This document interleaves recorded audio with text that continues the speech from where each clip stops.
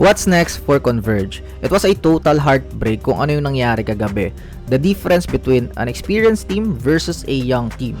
The never say die spirit lives on. They only had a slim chance to win the game after a big shot from one. Pero due to lack of awareness and basketball intelligence, it went the wrong way.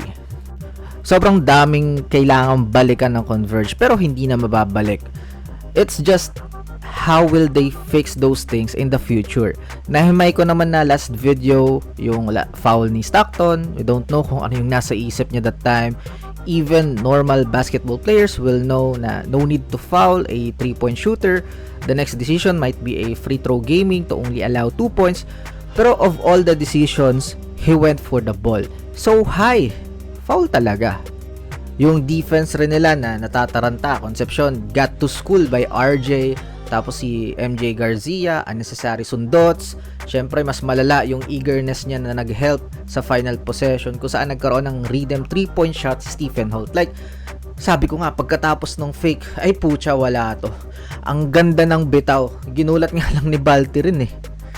Also, yung free throws ng Converge that could have been avoided if Balti quickly passed it to a good shooter. Pero ayun, and I think wrong din yung luto gestures ni Balti eh. He didn't focus on the task at hand.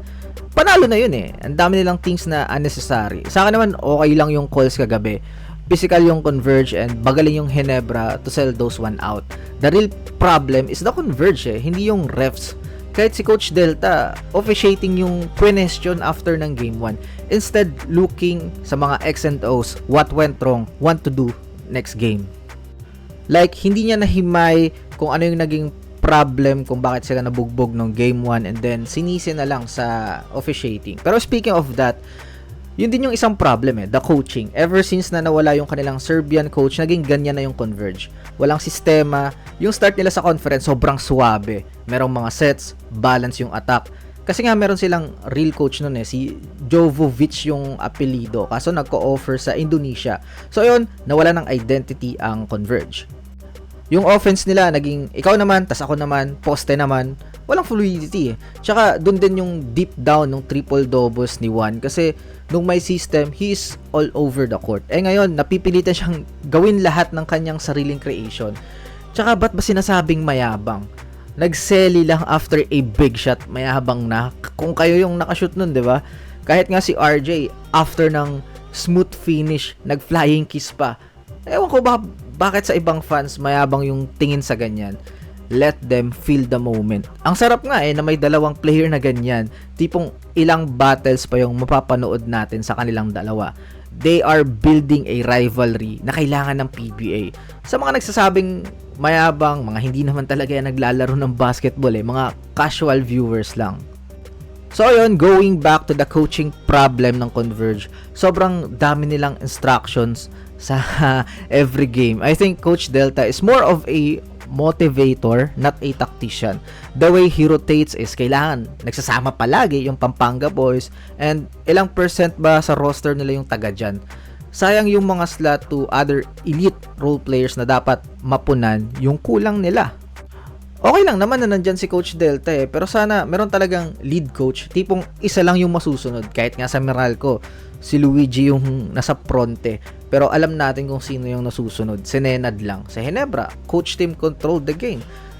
Sa Converge, kasi iba yung help ng coaches eh. Feel ko, nagugulo yung huddle, tapos in the end, one's effort will be wasted.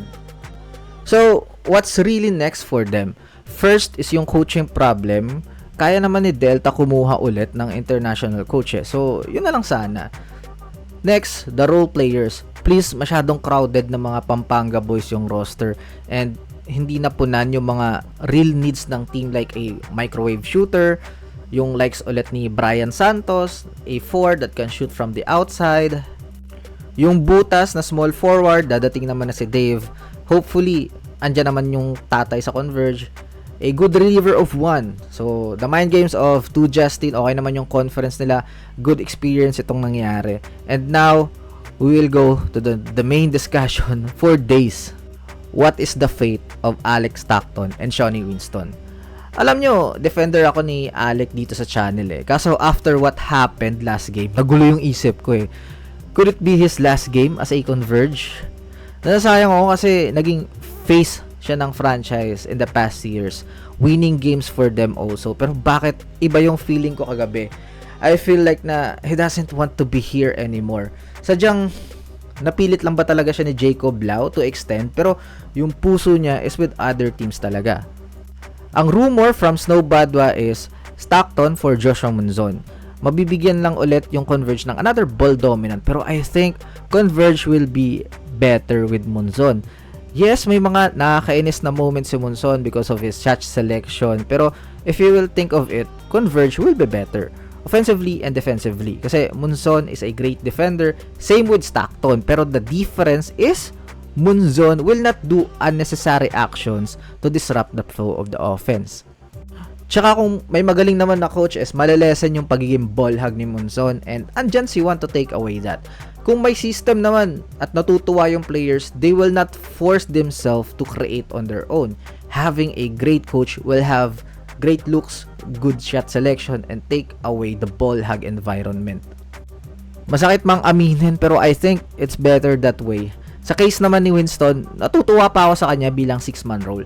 Kung tanggap niya yung ganung role, scorer ng second unit, tsaka parang ang dami ko pang gustong isulat dito sa naiisip ko eh, pero hindi ko na masabi. Feel ko hahaba lang talaga. Kayo na lang dyan sa comment section. So, what's next for Converge? What to do? Let me know all your thoughts in the comment section below.